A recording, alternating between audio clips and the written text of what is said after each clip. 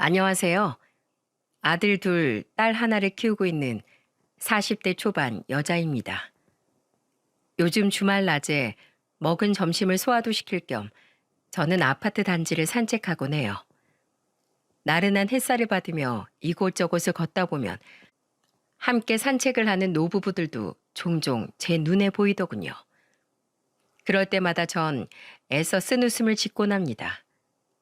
제가 꿈꿔왔던 노년의 모습이 바로 저런 모습이었거든요. 함께 세월을 흘려보내며 늑수구레해진 남편과 손을 잡고 한가로운 산책길을 걷는 거. 그 모습이 이젠 이루지 못할 저만의 꿈으로 남게 된 건 1년 전 제게 일어난 폭풍 같은 사건 때문이었어요. 유난히 볕이 좋은 오늘, 저는 제게 일어났던 일을 많은 분들께 이야기해보고자 집안일은 잠시 내려놓고 이렇게 사연을 적어봅니다. 저는 서울의 적당한 중산층 가정에서 태어났어요. 아주 작은 회사를 운영하는 아빠와 중견기업을 다니시던 엄마는 저와 제 남동생, 여동생에게 한없이 다정하셨지만 그와 별개로 두 분은 항상 바쁘셨습니다. 저는 부모님이 따로 시키지 않아도 장녀라는 책임감을 느껴 항상 동생들을 잘 돌보려고 애썼죠. 고맙다 우리 수영이. 이 엄만 우리 수영이가 있어서 항상 든든해. 부모님은 저에게 고마워하셨고 우리 가족은 화목했습니다. 저 또한 부모님을 이해했고 우리 가족을 사랑했죠. 하지만 마음속 한편으로는 항상 집에서 기다리는 엄마를 둔 친구들이 부러웠던 것 같아요. 그래서 저는 결혼하고 아이를 낳으면 꼭 아이가 어느 정도 클 때까진 집에서 아이들을 돌보는 주부가 되고 싶었죠. 저는 대학을 졸업하고 디자인 회사를 다니다가 우연히 들른 술자리에서 남편을 만났어요. 저보다 6살이 많았던 남편은 당시 제 대학 동기 남자친구의 지인이었는데 첫 만남 후 제게 끊임없이 호감을 표시하던 남편 덕에 우리는 만남을 시작했죠. 좋은 대학을 나와 안정적인 중견기업 대리로 일하고 있다던 남편은 투박하고 재미없지만 그래도 성실하고 저밖에 모르는 사람이었습니다.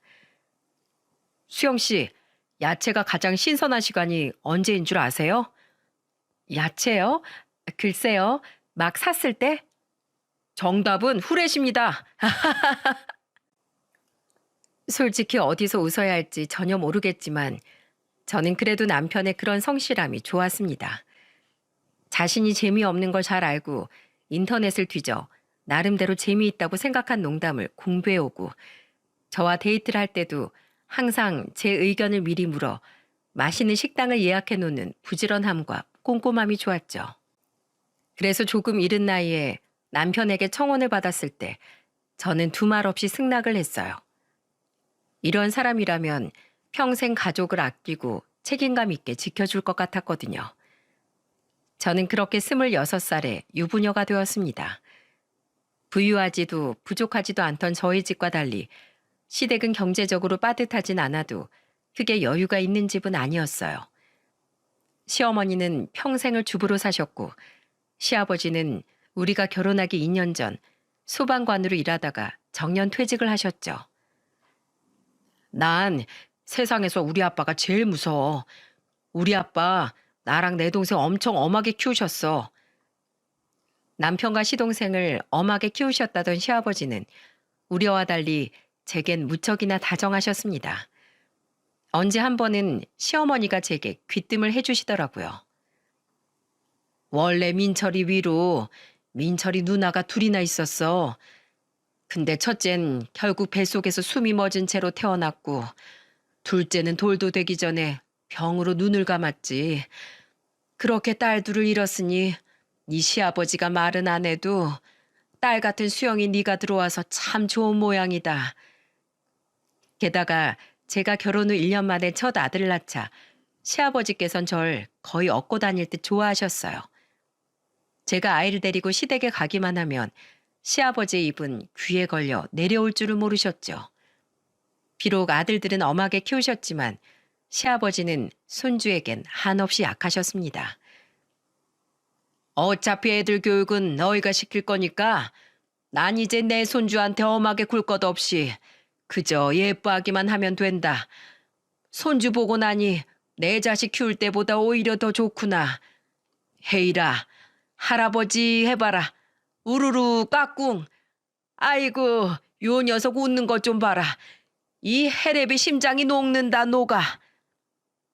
게다가 시부모님께서 손주를 끔찍이 아끼셨던 이유가 하나 더 있었는데 남편보다 한 해 먼저 결혼한 시동생네 부부에겐 불임이라는 아픔이 있었기 때문이었어요. 시동생이 불임 판정을 받고 말았거든요. 때문에 대를 이을 손주들을 볼 수 있는 건 오롯이 저와 남편에게서 뿐이었던 거죠. 아이를 낳고 저는 쭉 바라왔던 대로 주부가 되었습니다. 남편이 회사에서 꽤나 인정을 받고 있어서인지 연봉 인상이 빨라 외벌이로 감당이 되기도 했고 친정 부모님 또한 어느 정도 지원을 해주셨거든요. 첫 아들을 낳은 지 2년 뒤 저는 둘째 아들을 낳았고 그 다음 해엔 곧바로 막내딸을 출산했죠.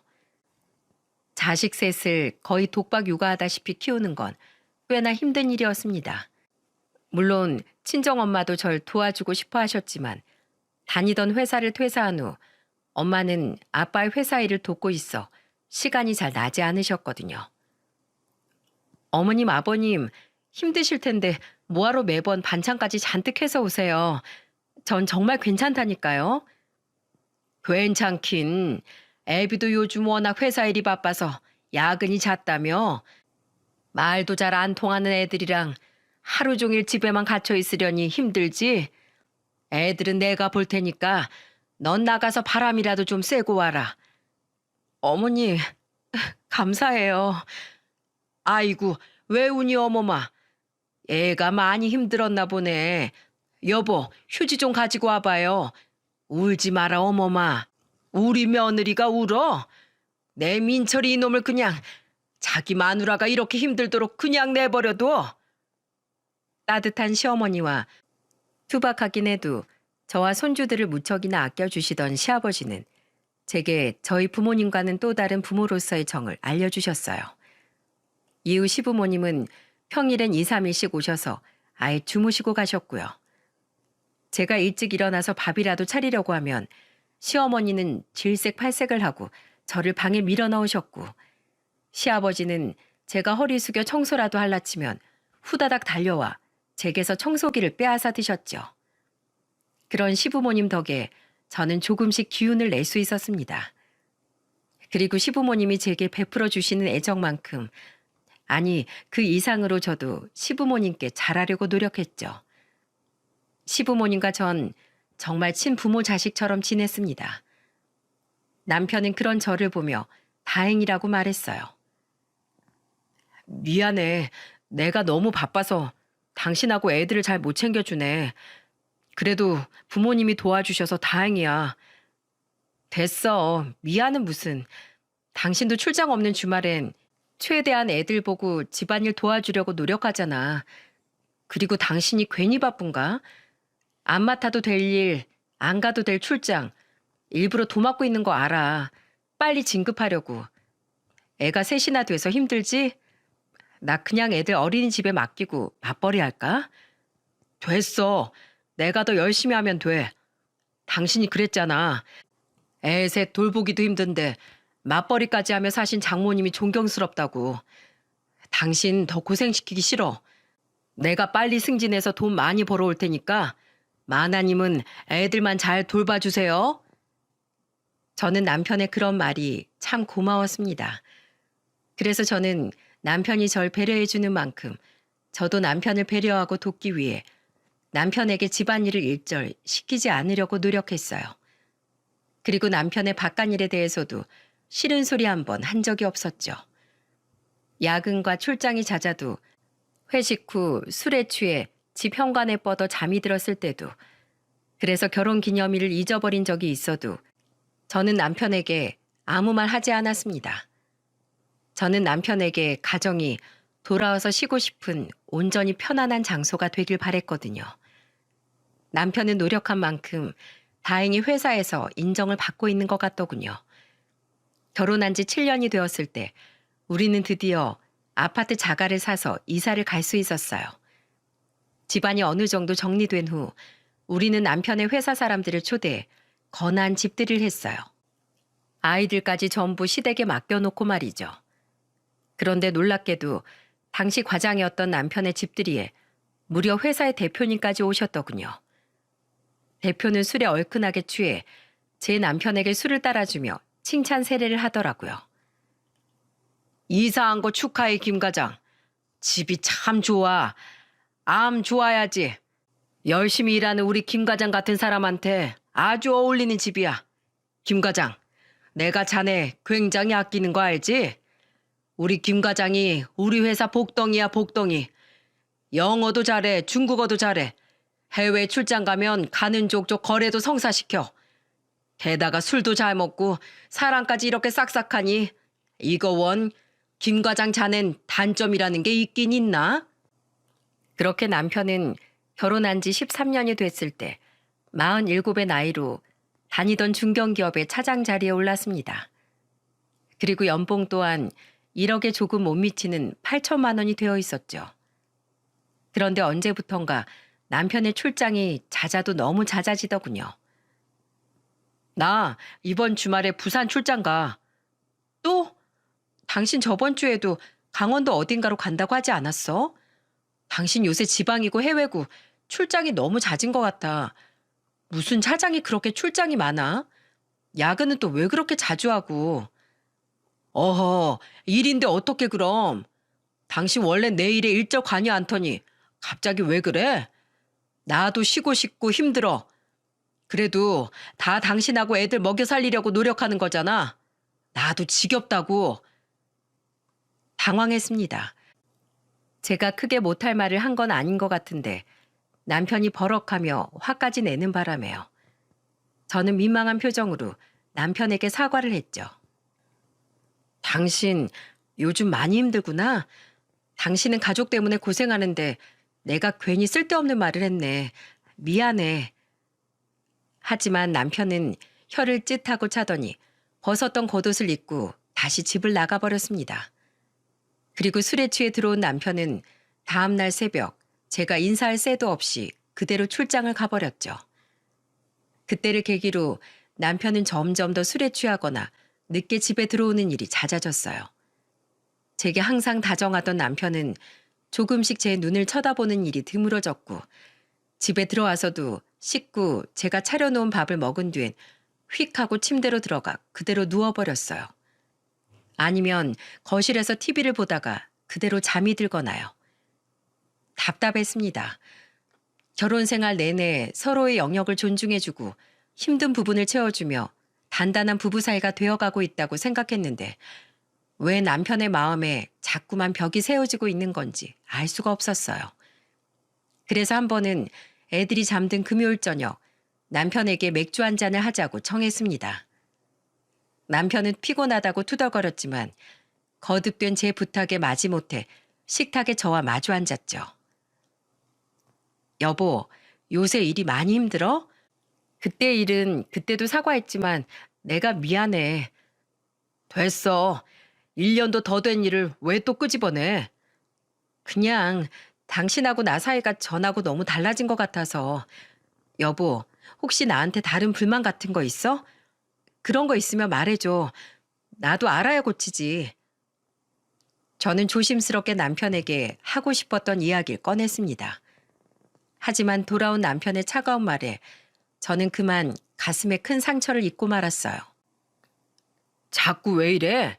가뜩이나 피곤해 죽겠는데 겨우 이딴 얘기하자고 불러낸 거야? 그럼 당신 나이가 40인데 예전처럼 나한테 예뻐 보이겠어? 그냥 결혼하고 애들 낳았으니까 같이 사는 거지. 뭐? 이런 얘기 앞으로 또 꺼내지 마. 남들 다 이렇게 살아. 당신만 유난인 거야. 내가 당신한테 일을 하라고 해. 돈을 안 가져다 줘. 당신 내 덕분에 집에서 애들만 보면서 편하게 살잖아. 앞으로도 그럴 거고. 그거면 된 거 아니야? 무슨 말을 그렇게 해. 앤 뭐 나 혼자 만들어서 낳았어? 당신이랑 같이 만든 우리 애들이잖아. 그리고 처음에 애들 키울 때 내가 얼마나 힘들어했는지 몰라서 그런 소리를 해? 게다가 당신이 맨날 깨끗한 집에서 맛있는 밥 먹고 애들 교육 걱정도 없고 아침마다 깔끔하게 다려진 옷 입고 출근할 수 있는 게 다 누구 덕인데? 당신 날 여태 그렇게 생각했어? 애 보고 집안일 해주는 가정부처럼? 나 좋다고 먼저 그렇게 따라다닌 사람이 누군데? 당신이 뭔데 나한테 그런 비참한 소리 내뱉어? 말꼬리 잡지 마. 말이 그렇다는 거지 말이. 아휴, 나 피곤해. 나 들어가서 잔다. 그날 남편이 방으로 들어가 버린 뒤 혼자 식탁에 앉아 얼마나 많은 눈물을 흘렸는지 모릅니다. 남편이 왜 저렇게 변해버린 건지, 강수영이라는 나 자신은 어디 가고 붙박이 유령처럼 집에만 붙어 애들 엄마이자 주부로 사는 저만 남은 건지 너무 한탄스러웠어요. 저는 당장이라도 남편의 멱살을 잡고 흔들고 싶었습니다. 그리고 짐을 싸들고 친정으로 도망가 버리고 싶었죠. 하지만 집엔 눈에 넣어도 아프지 않을 제 자식들이 셋이나 곤히 잠들어 있었어요. 제가 남편과 사소하게 틀어졌다는 이유로 아이들에게서 멀쩡한 아빠를 빼앗을 수 있는 자격이 있나 생각했죠.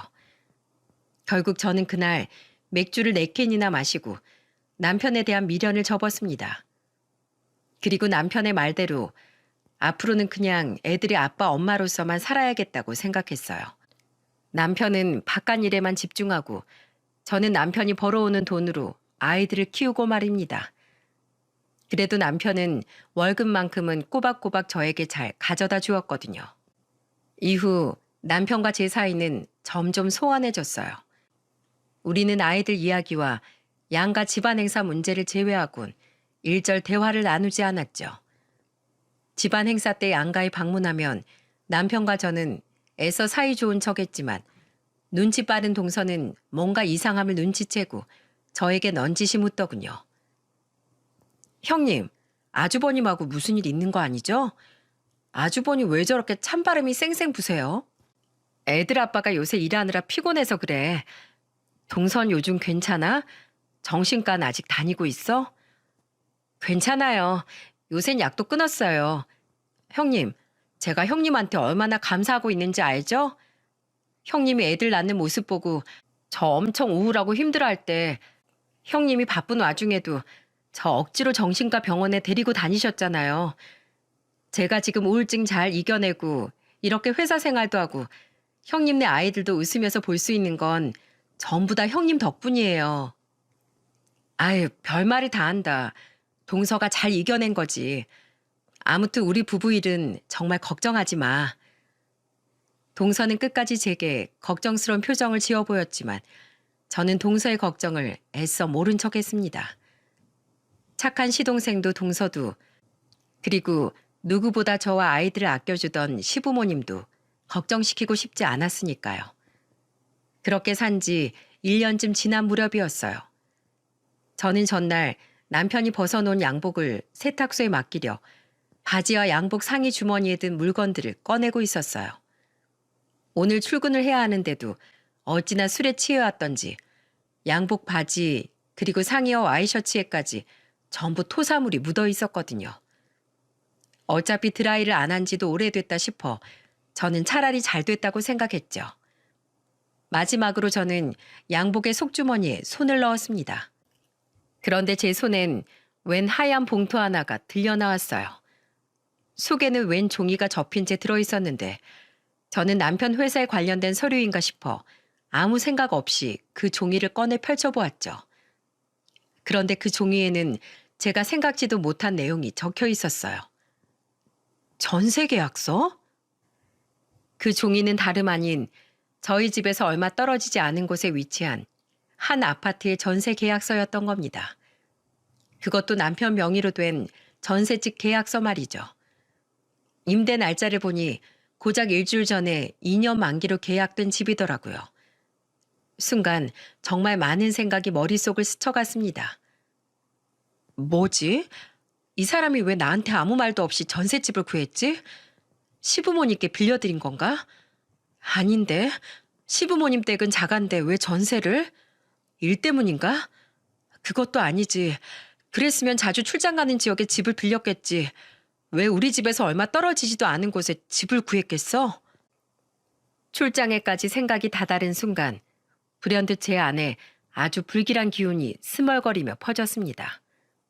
최근 2년간 지나치게 잦아진 남편의 출장과 야근, 숱한 술자리까지 제 머릿속의 모든 것들이 점점 하나의 단어로 응축됐죠. 아무리 소원한 부부 사이라도 절대 일어나선 안 될 부부 사이의 마지노선인 그것 말입니다. 그 사람이 외도를? 저는 당장에 옷을 주워 입었어요. 그리고 곧장 그 전세 계약서에 적힌 주소로 발걸음을 향했죠. 제 불길한 예감이 정말인지 그게 아니라도 이 전셋집의 정체가 대체 뭔지 확인을 해야 했어서요. 저는 떨리는 마음으로 도착한 집 앞에서 심호흡을 했습니다. 그리고 덜덜거리는 제 손을 애써 다른 손으로 부여잡으며 초인종을 눌렀어요. 인터폰 안에서는 낭낭한 여자 목소리가 흘러나왔죠. 누구세요? 저 혹시 김민철 씨라고 아시나요? 김민철이요? 잠시만요. 여자는 이내 현관문을 열고 나와 저를 맞았습니다. 30대 초중반쯤 됐을 듯한 젊은 여자더군요. 그리고 그 여자의 입에서 나온 말은 충격적이다 못해 저를 절망하게 만들었어요. 김민철은 제 남편 이름인데요. 누구시죠? 남편이요? 애인도 아니고 남편이라는 말에 저는 기함을 했어요. 그리고 그 여자는 제 얼굴을 자세히 살펴본 후 돌연 얼굴이 사색이 되더군요. 아마 절 알아본 것 같았어요. 저는 제가 지금 이 순간 어떤 행동을 해야 맞는 건지 어떻게든 이성적으로 판단하기 위해 티나지 않게 심호흡을 했습니다. 저는 상간녀를 그대로 밀치고 신발도 벗지 않은 채 그 집으로 성큼성큼 들어갔어요. 저기요, 지금 뭐 하는 거예요? 상간녀는 절 뒤따라오며 소리쳤지만 저는 아랑곳하지 않고 집안 사진을 마구 찍어댔습니다. 집은 방 2개, 거실 하나인 깔끔한 집이었는데 작은 방은 옷방으로 만들고 남은 방 하나는 신혼부부 안방처럼 꾸며놨더군요. 그 안방 탁자와 거실엔 기가 차게도 그 연놈들이 다정하게 찍은 사진들이 한가득이었고요. 지금 뭐 하는 거냐고요? 상간녀는 제 어깨를 우악스럽게 잡았고 저는 그 여자의 팔을 떨쳐내며 몰래 휴대폰 녹음기를 켜서 주머니에 넣었습니다. 그리고는 몸을 돌려 상간녀를 죽일 듯이 노려보았죠. 너, 나 알지? 네? 조금 전에 나 알아봤잖아. 얼굴 시퍼렇게 질려서. 나를 안다는 건 네가 만나는 놈이 유부남인 걸 알고 있었다는 거네. 내가 그놈 와이프인 것도. 근데도 뭐? 김민철이 네 남편이라고? 상간녀는 잠시 이리저리 눈알을 굴리더니 이내 뻔뻔하게 턱을 치켜들고 제 눈을 똑바로 마주했습니다. 그리고 그 여자의 입에서 나온 말은 충격 그 자체였죠. 그래요. 저 그쪽 알아요. 듣던 대로 그냥 아줌마네 아줌마. 저기요. 어차피 아줌마랑 그 사람 거의 남남처럼 산다면서요. 애들 때문에 하는 수 없이 이름만 부부로 살았던 거라면서요. 우리 벌써 2년째 같이 살고 있어요. 오피스텔에서 얼마 전에 이 집으로 이사 와서 어제같이 축하 파티도 했고요. 그 사람 곧 이혼하고 나한테 온다고 했어요. 우린 식만 안 올렸다 뿐이지 부부나 다름없는 사이인데 아줌마 때문에 혼인신고도 못하고 살고 있다고요. 아줌마, 그 사람이 이혼하자고 하는데 왜 이혼 안 해줘요? 구질구질하게 애들 앞세워서 버티고 싶어요? 왜? 그 사람 돈이 아쉬워서요? 아줌만 자존심도 없어요? 하긴 평생 그 사람 옆에서 빈대처럼 피만 쪽쪽 빨아먹고 산 사람이 무슨 자존심이 있겠어? 뭐라고? 이 더러운 년이 뭐라는 거야? 넌 그럼 자존심이 있어서 떳떳하지도 못하게 뒤로 유부남이나 몰래 만나고 다니냐? 뭐? 부부? 넌 그냥 더러운 상간녀야. 남의 가정 파탄낸. 너 딱 기다려. 내가 너 인생 공부 아주 제대로 시켜줄 테니까. 어? 야, 어디가? 휴대폰에 사진 지우고 가. 야! 저는 우악스럽게 제게 달려드는 상간녀를 밀어버리고 빠르게 그 집을 벗어났습니다. 그리고 곧바로 지체할 새도 없이 제가 찍은 영상과 음성을 시댁 단체 채팅방에 올렸어요. 그리고 그 아래 딱 한마디를 남겼죠. 김민철 바람나서 저 이혼합니다. 그리고는 곧바로 저는 심부름센터를 검색한 후 남편의 뒷조사를 의뢰했습니다. 꼭 이혼에 쓰이지 않더라도 이 두 연놈이 언제 어디서 어떻게 만난 건지, 남편 놈이 제게 더한 거짓말을 하진 않았는지 확인하고 싶었거든요. 저는 제 휴대폰으로 걸려오는 시부모님과 시동생 부부의 전화를 모두 무시했습니다. 머리가 너무 복잡하더군요. 저는 근처 카페로 들어가 아이스 커피를 시켜 음료가 나오자마자 벌컥벌컥 한 번에 마셔버렸어요. 너무 찬 기운에 머리가 깨질 듯이 아팠지만 이내 머리가 시원하게 맑아졌죠. 그 다음엔 잊고 있던 눈물이 차올랐습니다. 남편과의 만남부터 지금까지의 기억이 주마등처럼 스쳐 지나갔어요. 저를 이렇게 처절하게 배신한 남편이 찢어 죽일 듯이 밉더라고요. 저는 해가 어둑해질 쯤에야 집으로 들어왔습니다. 집에 들어가 보니 시부모님과 시동생 부부가 벌떡 일어나 저를 맞았어요. 아이들의 신발이 모두 현관에 놓여 있는 걸 보니 아이들은 시부모님이 방에 들어가 있으라고 말한 것 같았죠. 그리고 머리가 잔뜩 헝클어진 남편은 시부모님 앞에서 무릎을 꿇고 있었습니다. 어머마! 시아버지는 저를 향해 달려와 저를 품에 안았어요. 저는 퉁퉁 부은 눈으로 힘없이 시아버지 품에 안겨 있었죠. 그런 제 모습을 보고 시어머니와 동서는 눈물을 터뜨리더군요. 어머마, 전화도 안 받고 어딜 갔다 오는 게냐. 아이고, 가여운 내 며느리. 이 시애비가 미안하구나, 미안해. 내가 자식 교육을 잘못 시켜도 한참 잘못 시켰다. 너 이놈아, 얼른 와서 어머한테 싹싹 안 빌어. 이미 시아버지에게 몇 대 맞았는지 남편의 입술은 터져 있더군요.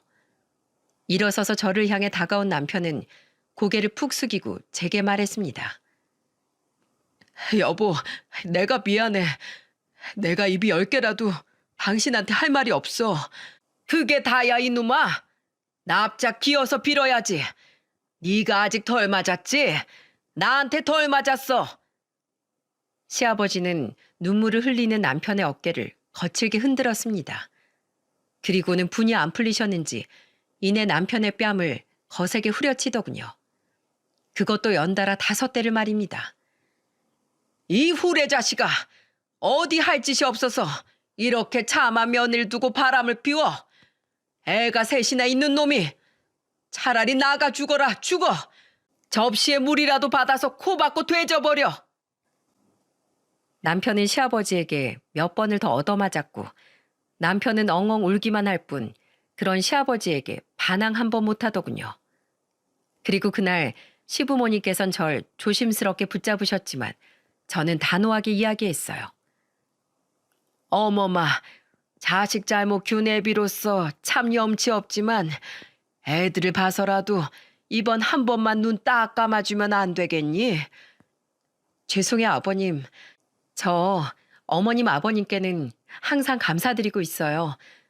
그런데 저요, 이미 저 사람이랑 부부가 아닌 남남처럼 살고 있었어요.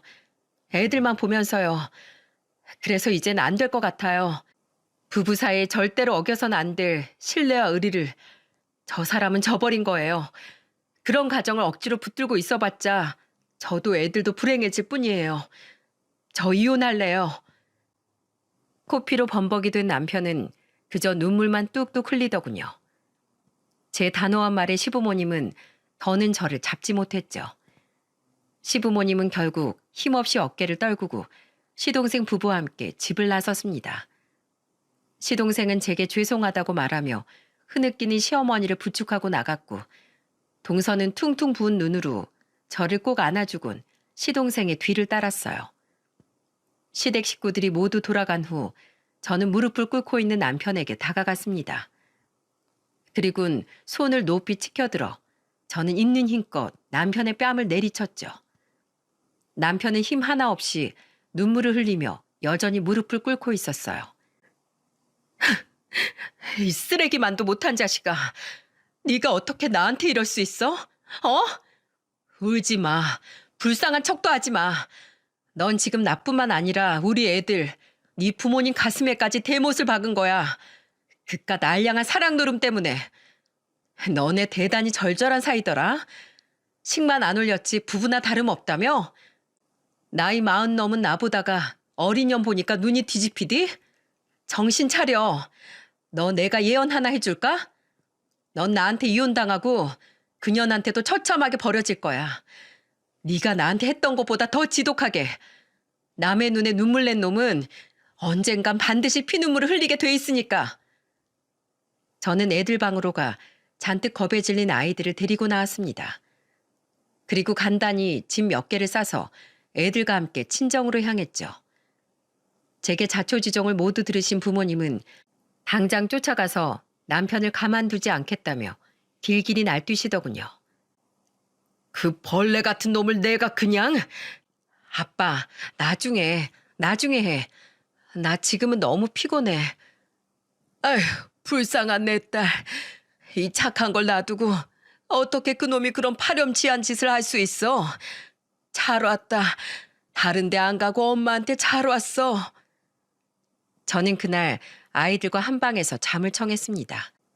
중학교 2학년이던 큰아들은 제 손을 꼭 잡아주더군요. 다른 한 팔로는 울다 지쳐 잠이 든 막내딸의 어깨를 감싸주면서요. 그리고 초등학교 6학년인 둘째 아들은 애써 울음을 참으며 제게 말했어요. 엄마랑 아빠 이혼해? 아빠가 바람 피웠어? 그렇게 됐어. 미안해 우리 아들, 우리 딸. 엄마가 너희한테 보여서는 안 되는 모습을 그만 보여줬네. 난 괜찮아 엄마. 나는 아빠 없어도 돼. 그러니까 엄마 울지 마. 알았지? 둘째 아들의 의젓한 말에 저는 또다시 차오르는 눈물을 참으려 이를 꽉 깨물었습니다. 이제는 저 혼자 힘으로 애들을 지켜야 한다는 생각에 저는 눈을 질끈 감고 앞으로 더 강해지리라 마음먹었죠. 다음 날 저는 남편에게 문자를 보내 제가 연락할 때까지 조용히 기다리라고 말했습니다. 혹여 이혼 안 한다고 버팅기거나 변호사라도 고용할 생각이면 그만두라고도 했죠. 만약 그랬다간 명예훼손이고 뭐고 네가 인생 전부를 바친 그 회사에 네 놈 실체를 죄다 뿌려버리겠다면서요. 그리고 3일 뒤 저는 심부름센터에 맡긴 의뢰에 대한 결과물을 받을 수 있었습니다. 설마 이 이상 내가 놀랄 일이 또 있겠나 싶어 무심히 자료들을 본 저는 놀라기도 하고 허탈하기도 한 마음에 그만 헛웃음을 지워버렸네요. 월급만큼은 정직하게 제게 가져다 주고 있다고 생각했던 남편은 제게 연봉마저 숨겼더군요. 그 비싼 전셋집을 구하고 바람을 피우려면 뒷주머니가 있을 거라고 예상을 하긴 했는데 아예 연봉 자체를 숨겼을 거라곤 정말 상상도 못했습니다. 제게 연봉이 8천만 원 언저리라고 말했던 남편은 실제로는 1억 초반대 금액을 받고 있었더라고요. 무려 2년간 거진 6천만 원이란 거금을 남편은 그 상간녀를 만나는데 쓰고 있었던 겁니다. 처음엔 작은 오피스텔을 빌려 둘이 살림을 차렸고 그곳에서 2년을 살다가 전셋집으로 최근에 이사를 갔었더군요. 모자란 전세금은 남편 이름으로 제가 들어놓은 예금을 깨서 충당했더라고요. 게다가 두 놈이 어떻게 만났는지 아십니까? 여러분, 중년 모임, 중년 채팅이라고 들어보셨나요? 핸드폰 어플엔 그런 만남을 위한 채팅이 많은 모양이더군요. 그 둘은 거기서 채팅을 나누다가 실제로 만남까지 이어진 겁니다. 정말 기가 막혔어요. 웃긴 건 그 연놈처럼 실제로 많은 유부남 유부녀들이 그곳에서 만남을 갖는다는 사실이었죠. 도대체 거기가 어떤 데인가 싶어서 가입해서 들어가 봤더니 가입한 지 몇 분도 안 돼 남자들에게서 정말 많은 쪽지가 오더군요. 그리고 상간녀는 꼴에 작은 동네 학원에서 초등학교 국어 선생으로 일하고 있더라고요. 저는 그 길로 그 학원 원장을 찾아갔죠. 안녕하세요. 학생 학원 등록 상담 오신 건가요? 아니요. 제가 원장님이 분명히 아셔야 할 사실 하나 좀 말씀드리러 왔습니다. 여기 김유미라는 선생 있죠? 아, 김 선생이요? 네, 그런데요. 그 여자가 제 남편이랑 바람이 났습니다. 그것도 애 셋 딸린 유부남인 걸 알고도 2년이나 아예 살림까지 차려서 만났어요. 여기 증거도 다 있어요. 이런 비도덕적인 여자가 한창 바르게 자라야 할 초등학생들을 가르친다는 게 말이 됩니까? 어떻게 생각하세요? 제 말에 40대 중반으로 보이는 여자는 굉장히 당혹스러운 표정을 짓더군요. 저는 팔짱을 끼고 원장을 내려다봤어요. 원장은 안절부절 못하다 제게 간절한 목소리로 말했습니다. 김 선생님이요? 사모님, 그게 정말이면 정말 죄송합니다. 그런데 저희 학원이 워낙 작은 학원이라 원생이 많이 없어서 이거 학부모님들 사이에서 소문이라도 나면 정말 큰일 납니다. 저희 학원 문 닫아야 돼요. 제가 바로 자를 테니까 더 이상 여기 오지 말아주세요. 제발 부탁드립니다. 정말이죠? 확실해요? 그럼요. 나중에 또 확인하러 오셔도 좋아요. 약속드려요. 그러니 제발 노여움 푸시고 밖에 소문만 내지 말아주세요. 이 동네 학원에 그 여자가 2번 다시 발도 못 붙이게 하겠습니다. 저는 그 다음 주 다시 학원으로 찾아가 상간녀가 잘린 걸 확인한 후에야 더 이상 그 학원에 발걸음을 하지 않았습니다. 그리고 그 사이 저는 남편에게 가 제가 가지고 있던 증거와 심부름 센터를 통해 알게 된 사실들 전부를 남편에게 들먹이며 정확한 재산 분할을 요구했죠. 이 집, 그리고 당신 앞으로 된 재산들 다 내놔. 앞으로 나 혼자서 애 셋 키우고 살아야 하니까. 네가 마지막 양심 있으면 내 말에 토달지 마. 어차피 당신은 연봉 높으니까 또 모으면 되잖아. 당신 상간녀 그 여자 학원에서 잘렸지? 내가 그것처럼 당신 회사에는 왜 안 찌르는 줄 알아? 마음 같아선 당신 아주 바닥까지 끌어내리고 싶은데 현실적으로 생각한 거야. 애들 양육비 받아야 되니까. 그리고 아무리 이런 쪽팔린 인간이라도 애들 아빠니까. 그러니까 내가 소송 걸고 진짜 개싸움 나기 전에 내가 말한 조건으로 순순히 협의 이혼해. 물론 애들 양육권은 내가 다 가져갈 거고 나랑 이혼하고 넌 네가 원했던 것처럼 너 하고 싶은 대로 살아, 이 쓰레기야. 아직도 눈가가 퍼렇게 멍들어 있던 남편은 제 말을 순순히 따랐습니다. 사실 남편이 제 말에 찍소리 못할 걸 알고 있었어요. 동서가 제게 말해주기를 시아버지가 남편에게 제가 원하는 건 다 들어주라고 으름장을 단단히 놨다고 했거든요. 협의 이혼을 위해 처음 법원을 찾았을 때 저희 아빠는 기어코 절 따라와 법원 앞에서 남편의 얼굴에 주먹을 날리셨습니다. 단 한 대도 그놈을 못 때리고 이대로 끝을 내면 평생 우라통이 터질 것 같다면서요. 남편은 얼굴을 부여잡고 끙끙댔지만 아빠는 저를 데리고 뒤도 돌아보지 않고 그 자리를 떠나셨어요. 아빠에게 그 이야기를 전해들은 엄마는 자신이 그 자리에 없었던 걸 무척이나 안타까워하셨죠. 자기도 한 방 날렸으면 좋았을 텐데 하고 말입니다. 그리고 저는 변호사를 선임해 상간녀에게도 위자료 소송을 걸어 받을 수 있는 만큼의 위자료를 뜯어냈습니다. 아마 그 돈도 뭐 남편이 내준 것 같긴 하지만 어느 돈이든 이미 구린내가 풍기는 돈인 건 마찬가지니 더는 신경 쓰지 않았죠. 이혼 숙려 기간이 끝나고 완전히 그놈과 법적으로 정리가 된 후 저는 전 남편이 나간 그 집에 아이들과 다시 들어갔어요. 이후 얼마 지나지 않아 시아버지께서 절 찾아오셨습니다. 시아버지는 제게 따로 2천만 원을 건네셨죠. 어머마, 잘 지내고 있지? 얼굴이 좀 수척해 보이는구나. 부디 밥 거르지 말고 잘 챙겨 먹으렴. 엄마는 그래야 돼. 혹시라도 내 도움 필요한 일 있으면 언제라도 우리한테 연락하고. 이 돈은 잘 가지고 있다가 너 급할 때 요긴하게 써라. 거절하지 말아다오. 너에게 한없이 죄스러운 마음에 내 뭐라도 해주고 싶어서 고민하고 고민하다가 가져온 거니까 말이다. 그런데 어머마, 내가 부탁 하나만 해도 되겠니? 혹시 말이야, 너만 괜찮다면 몇 달에 한 번씩, 아니 1년에 한 번씩이라도 내 손주들을 보여주면 안 되겠냐? 아버님, 손주들 보고 싶으면 언제든지 말씀하세요. 아버님 핏줄인데요. 저 애들 아빠는 미워하지만 두 분께는 전혀 악감정 없어요. 아시잖아요. 제가 두 분 얼마나 좋아하고 따랐는지. 고맙다, 고마워. 요즘 자식이 이혼하면 며느리가 손주는 절대 안 보여준다고 하더라고. 나 우리 손주들 못 보면 못 산다.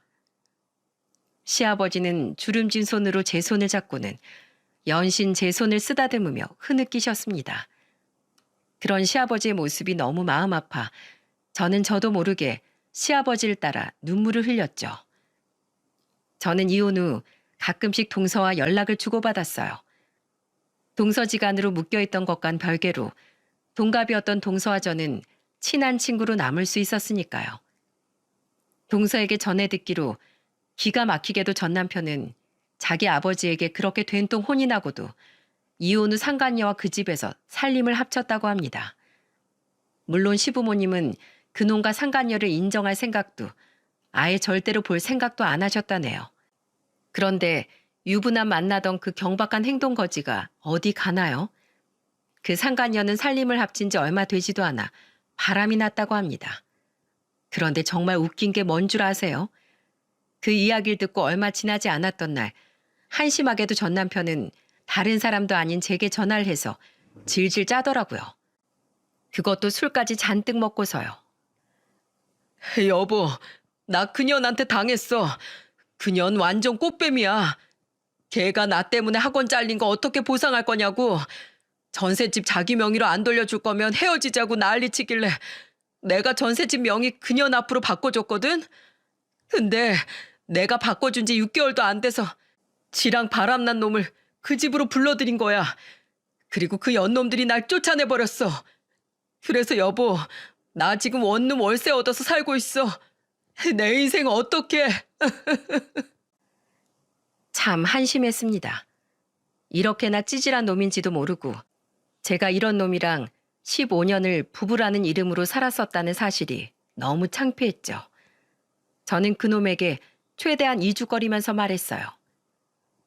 그럼 30 중반밖에 안 먹은 여자가 50이 다 된 너랑 뭐 진심으로 불타오르기라도 했겠니?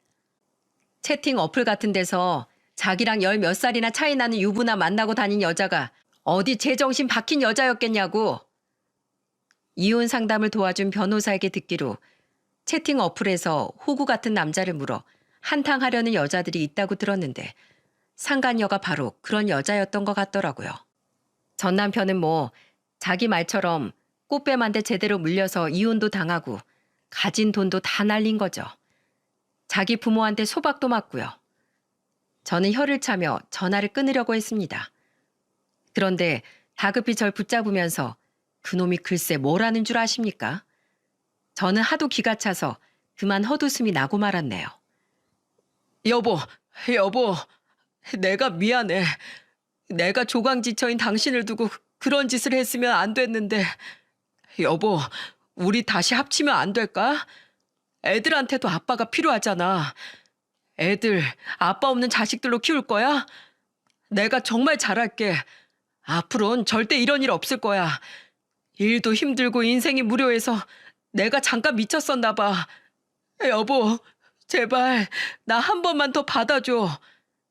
미친 거 아니야? 이 보세요, 김민철 씨.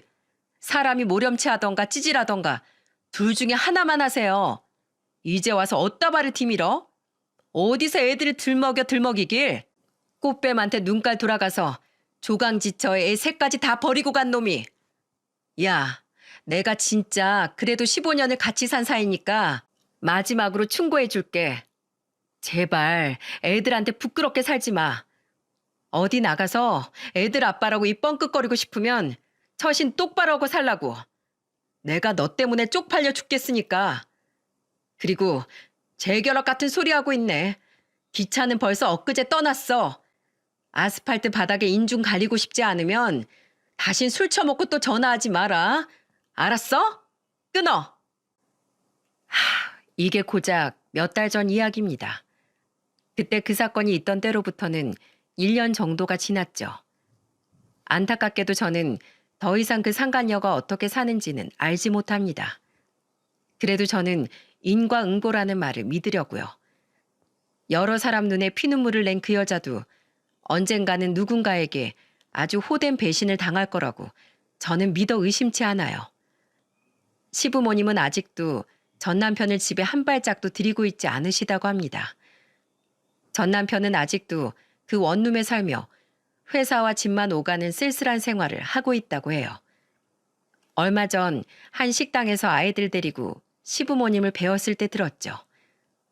다행히 아이들은 저처럼 자신의 아빠를 싫어할 뿐이지 자신들을 무척이나 아껴주던 할아버지 할머니는 여전히 좋아합니다. 시부모님은 저희 아이들만 보면 너무 좋아서 어쩔 줄을 몰라 하세요. 그래서 저는 제가 없더라도 할아버지 할머니를 보고 싶으면 언제든 저 없이 두 분을 찾아가라고 아이들에게 말했죠. 저는 두 분을 자주 뵙고 싶지만 전 남편과 갈라선 마당에 두 분과 계속해서 가깝게 지내는 건 맞지 않는 일이라고 생각하니까요. 시동생 부부는 최근 유기견 2마리를 입양했다고 해요. 자식에게 줄 수 없는 애정을 반려견에게 주고 싶다며 말이죠. 최근 동서를 만나러 나갔을 때 동서는 2마리를 모두 데리고 나왔는데 처음 제게 보여줬던 사진 속 지저분한 모습은 온데간데없고 사랑을 듬뿍 받은 듯 깨끗하고 밝은 모습의 강아지들을 보니 시동생과 동서의 따뜻한 마음이 저에게도 느껴졌네요. 제 아이들은 각각 중3, 중1, 초등학교 6학년이 되었습니다. 아이들이 저와 전 남편의 이혼으로 너무 큰 아픔을 겪진 않았을까 많이 걱정했는데 큰아들이 제게 이러더군요. 어차피 아빠는 거의 맨날 집에 없었잖아. 지금도 가끔 엄마랑 아빠랑 이혼한 거 까먹어. 워낙 예전에 살 때랑 달라진 게 없어서. 큰아들은 고맙게도 아주 의젓하게 동생들을 잘 보살피곤 합니다. 맏아들인 자기가 이젠 저와 동생들에게 아빠 대신이라면서요. 둘째와 셋째 또한 자기 형 오빠를 무척이나 잘 따르고요. 그런 큰아들이 대견하면서도 한편으론 너무 일찍 아이를 철들게 한 것 같아 미안한 마음이 듭니다. 요즘은 조금 알겠더라고요. 제게 미안해하면서도 고맙다는 말밖에 못했던 엄마의 마음을 말이죠. 제 동생들은 요즘 저에게 부쩍 자주 전화를 겁니다. 처음엔 왜 이러나 싶었는데 저번에 다 같이 친정에서 모인 날 남동생이 그러더군요. 어릴 적엔 누나가 우리 많이 챙겨줬잖아. 이젠 우리가 누나를 챙길 차례야. 그러니까 무슨 일 있으면 우리한테 기대 누나. 우리도 애가 둘씩이나 있는 든든한 어른이니까. 그런 동생들의 말이 기특하기도 하고 고맙기도 해. 저는 동생들 몰래 찔끔 흘러나온 눈물을 훔쳤네요. 아직도 정정하게 함께 회사를 운영하시는 부모님께선 우리의 대화를 듣고는 우리 자식들이 언제 이렇게 다 컸냐며 새삼 빠르게 흘러간 세월을 되짚으시더군요. 저는 지금 동네 한 프랜차이즈 카페에서 저녁 전까지 아르바이트를 하고 있습니다. 나이가 좀 있는 저를 사장님은 감사하게도 받아주셨어요. 그래서 젊은 친구들에게 뒤처지지 않기 위해 정말 열심히 하고 있답니다. 이렇게 일을 배우다 좋은 자리가 나면 프랜차이즈 카페 체인점을 하나 차리려고 합니다. 제 아이들 대학 학비는 어떻게든 제 스스로 벌어서 보내주고 싶기도 하고 무엇보다 성인이 된 아이들을 떠나보내면 다시 강수영이라는 저 자신만을 위한 삶을 살 준비를 해야 하니까요. 이번 이혼을 통해 제가 놀랐던 것 중 하나는 생각보다 많은 사람들이 죄책감 없이 외도를 저지르고 있다는 겁니다. 그리고 그 사람이 바로 내 옆에서 태연히 잠들던 내 배우자였다는 사실이 인간에 대한 약간의 혐오를 느끼게 하더군요. 그러니 여러분, 저처럼 이런 배신감과 아픔을 겪지 마시고 항상 배우자분과 많은 대화를 나누셨으면 좋겠어요. 항상 그렇진 않겠지만 대화가 단절된 곳엔 불행이 기웃거린다고 하니까요. 그럼 다들 환절기에 감기 앓지 마시고 다가오는 가을을 잘 맞이하셨으면 좋겠습니다. 감사합니다.